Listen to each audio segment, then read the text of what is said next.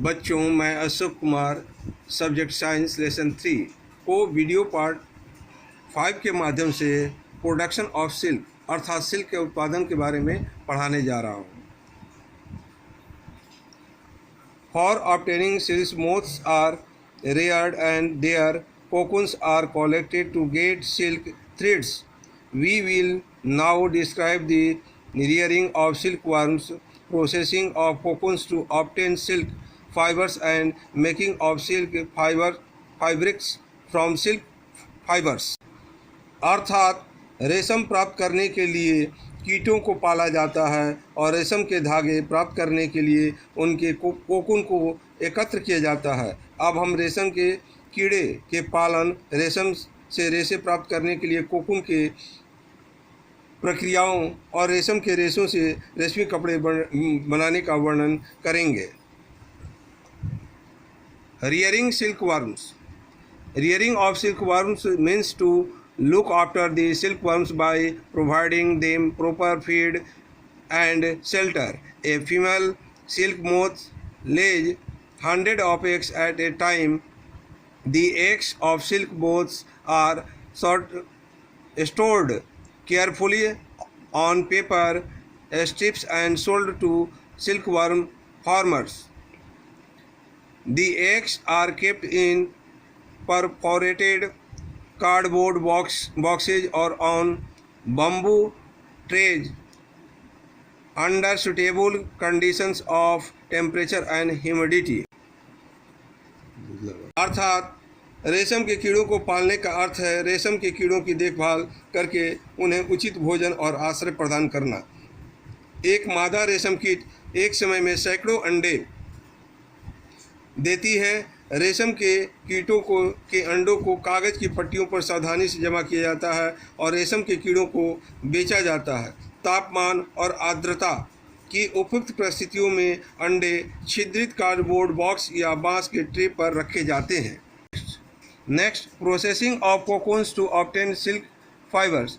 A silk worms completes its cocoon, which is about 4 cm long, in about 5 days by producing 6 to 1200 meters of thin silk fiber.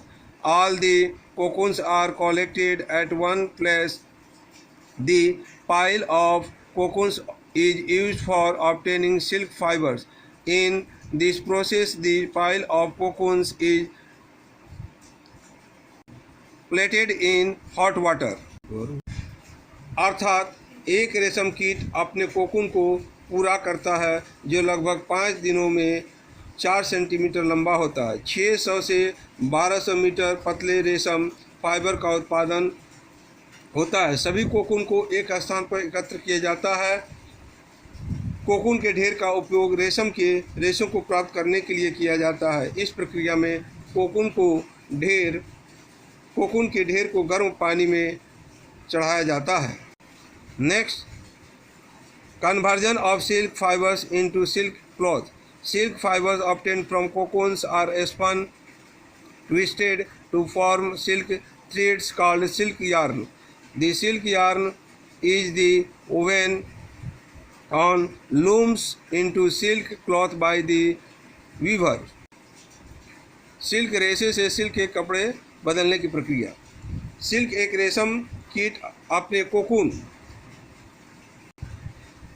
अर्थात cocoon से प्राप्त रेशम के रेशों को रेशम के धागे नामक रेशम के धागे बनाने के लिए काटा जाता है। रेशम के धागे को बुनकरों द्वारा रेशम के कपड़ों में बुना जाता है।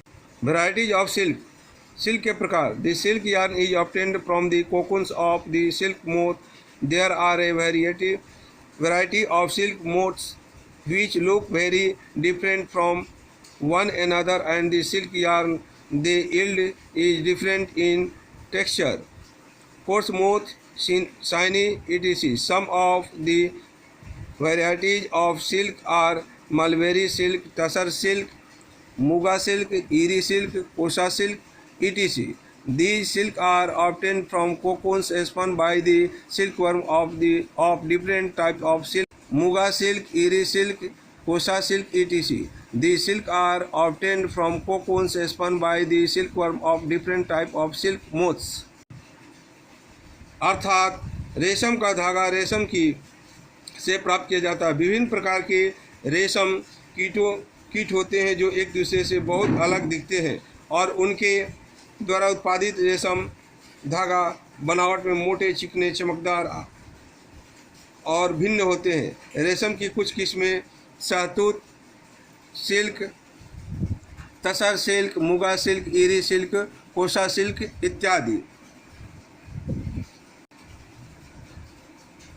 इन कीटों से कोकून से विभिन्न प्रकार के रेशम कीटों से रेशम कीड़े द्वारा प्राप्त किया जाता है।